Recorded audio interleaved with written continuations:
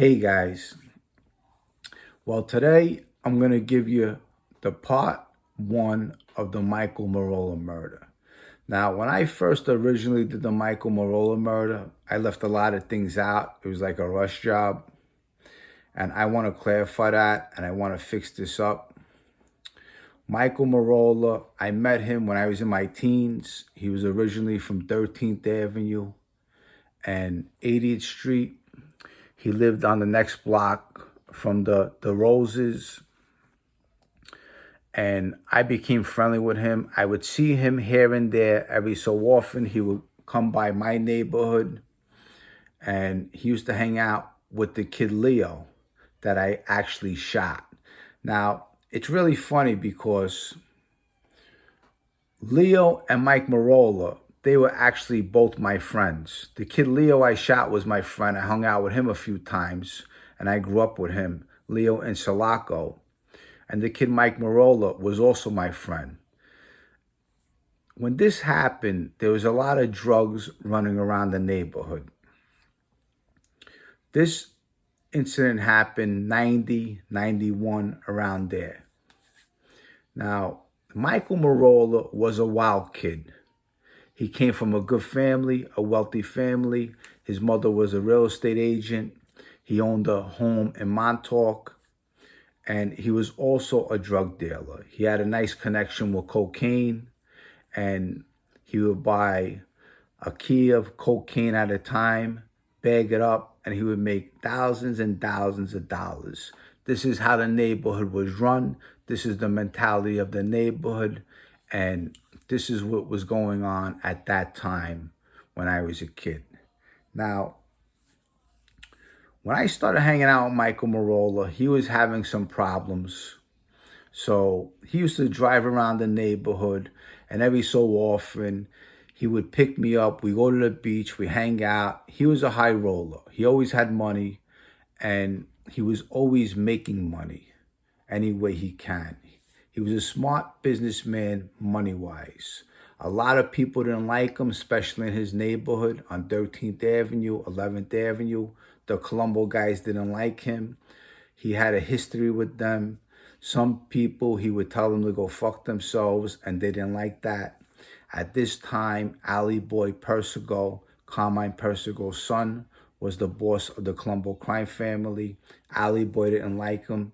Mikey Merola made a name for himself already, and Ali Boy didn't like him at all. So he had a lot of bad blood with people, and eventually, sooner or later, he was going to get killed. It was just a matter of time.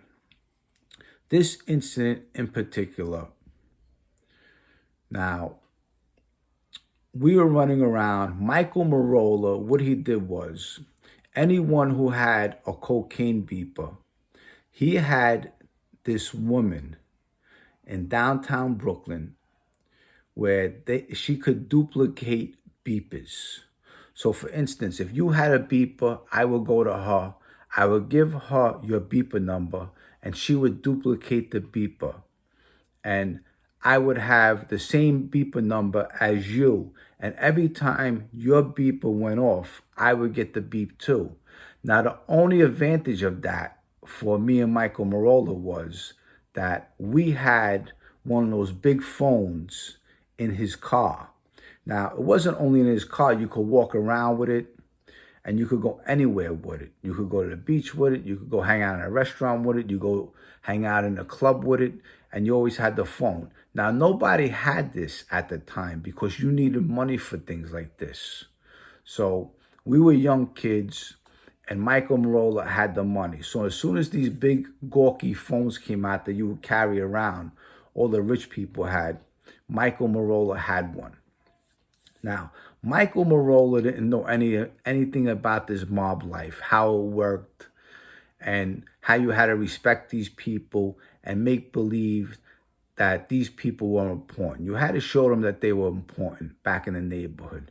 If you disrespected somebody, eventually you're going to get killed. That's just the way it was. That's how my neighborhood was. So we had maybe 4 or 5 beepers that were duplicated of other drug dealers. So every time someone beeped us, we would call them directly by the phone, and they would answer, and we would tell them, listen, we'll be there in 5 minutes. Now, anyone else would have to walk to a payphone and call the customer. We didn't have that. We had the phone in the car. So as soon as the beeper beeped, we got on right on the call. Boom, there you go. Okay, where are you? Okay, we'll be there in 2 minutes. And we would just drive there quick, drop off a bag of Coke, and you know what? They would go on their way. And this kid was making $10,000 a week profit just in cocaine, okay? Now, when this happened, he was having a beef with this kid Leo in Sulaco. The kid Leo in Sulaco took an Uzi from him that he never returned. Now, we used to go to the feast on 18th Avenue, and we'd be walking around with Uzis and just walking through the feast. And if anyone had a problem, we'd pull out the Uzi and fucking spray it in the air, and everybody would run. You know, it was very disrespectful because you had a lot of wise guys on 18th Avenue, and you didn't want to fuck with them. A lot of people got killed on 18th Avenue. And one thing about my neighborhood is you had to respect people. If you disrespected somebody, you're dead. That's just the way it is back then. Today, it's a different world, but back then, you had to respect people. Respect was given and earned, and you had to give it to people and make them feel important. Now, when this was going on, Michael Merola, he would let me use his Corvette. And I would take his Corvette, and I would hang out with my girl. I go for a ride and stuff like that. He had a brand new Corvette. What happened was, when this incident happened, I had Michael Merola's Corvette. It was in my uncle's shop. And I parked it there. He had a parking lot where you could park it there. And we parked it there and left it there. And we're using another vehicle to go around the neighborhood selling cocaine. Now, when this happened, we're on 13th Avenue and 80th Street near Michael Merola's house. We're in a B&A pork store, a sandwich shop that is still there. They used to make the best sandwiches, and of course they still do. As we're in there, we're staying in there. The kid Leo in Sulaco pulls up with a friend of his, some guy, Big Frank. Now, Leo in Sulaco was a neighborhood kid. He was also another drug dealer that I grew up with and I was very friendly with. At this time, we see Leo. He walks into B&A to get a sandwich. Him and Michael Merola are beefing. We walk outside. As we walk outside, the kid Leo in Sulaco throws a punch at the kid Michael Merola. Now, my first reaction was, after he threw the punch at Michael Merola, I threw a punch at the kid Leo. Now, the kid Leo was actually my friend. I had no beef with him. But because I was with Mike Merola that day, if someone's with me and they have a problem and someone throws a punch at them, I'm obviously going to jump in because that person's with me. So what happened was, everything happened so fast. This kid Leo in Sulaco, he had a father that was a wise guy. His father's name was Gallo. Gallo was a wise guy with the Colombo crime family. Gallo was dating Leo's mother. Okay, so it was actually his stepfather. And he was very close with Gallo. And Leo probably would have became straightened out sooner or later. But getting to the story, so I throw a punch at the kid Leo. As I throw a punch to the kid Leo, he runs to his car to get a baseball bat. When he goes to get the baseball bat, he comes running towards me with the baseball bat. Now, I got a 380 on me. I got a 16-shot 380 with the tips that are hollow inside. So when the bullets hit you, they actually blow up. So when he came at me, I threw 3 shots at him. Pop, pop, pop. I hit him 3 times in the stomach. Now, when I hit him, He fell straight to the ground. I thought he was dead. When he falls to the ground, I take off. I ran to the kid Michael DeRosa's house. You might have saw him on a TV show. And when I went there and the kid Michael Merola ran with me, I ran to Mike DeRosa's house. When I got there, I told Michael DeRosa what happened, and I called Paulie Galino at that time. Paulie Galino came to the house, picked me up, scooped me out of there. I got in his vehicle, and we drove away. As we drove away, we went down the block, and the whole street is taped off yellow tape because I just shot this kid, and he's still laying there, and an ambulance is there putting him in there. He's knocked out. Now, when this happens, the kid Michael Merola the next day gets arrested for shooting Leo and Sulaco. He gets arrested. He makes a $20,000 bond. He gets out. When he makes the bond, we end up going to Vegas, California. Michael DeRosa's brother Frankie comes up with this scheme to get money out of the kid Michael Merola.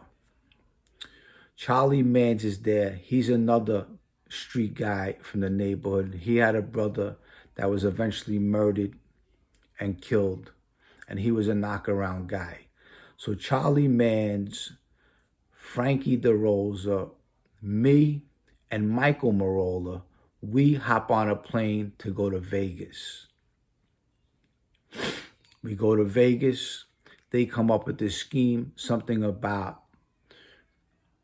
rugs, that they're telling Michael Merola he could invest $20,000 in rugs.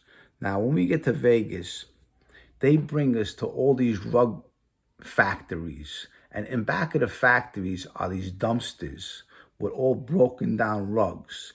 And this scheme was the most comical scheme ever. They bring us to these dumpsters and they pick up these old carved up rugs, and they're telling Michael Merola, you could invest $20,000. We could put all these rugs together and create new rugs with them. You shred them up and they'll create new ones. And me personally, I was just laughing and I was saying, what the fuck is this? Are you out of your mind? How the fuck you gonna do this? And Michael Merola was just like, he was so fucking crazy and burnt out. He was like thinking, you know what, oh yeah, maybe, this will work. And I say, Mikey, this is fucking crazy. So anyway, Michael Merola gets on a plane. He gives me $10,000. He says, Jimmy, here's $10,000. Stay over here. I'm going back to New York. So I'm in Vegas with the kid Charlie Mans and Frankie DeRosa. And the kid Michael Merola goes back to the neighborhood. As we're in Vegas, they're making phone calls back and forth about this kid Leo. And I'm calling Paulie G. I want to see if the kid Leo gets killed. I mean, if he dies. So I'm back and forth calling, and Paulie G's giving me the scoop what's going on. The kid Leo lives. And Paulie G says, Jimmy, just stay where you are. I'll tell you when to come back. I'm going to talk to Tommy Karate to help you. I said, okay, thanks, Paul. He says, all right. He says, just, do what you got to do. You got a couple of hours. Stay in a hotel, walk around, get a girl, hang out. And don't worry, we'll take care of this, which he did. So Michael Merola goes back. When he goes back, he is approached by a couple guys. Some guy, BF, Anthony Ferrara, a couple guys that was around the Colombo guys, and they're trying to talk to him, and they want to get him to a meeting. And they want me at this meeting. So I'm in Vegas with the kid Frankie DeRosa and Charlie Mans. All of a sudden, they tell me, his Jimmy, we got to go. My grandmother died. Charlie Mans and Frankie DeRosa are telling me that their grandmother died. One of their grandmothers died, and they got to go back to New York, and they got to go to the wake, which it was a lie. They were just scared of hanging out with me.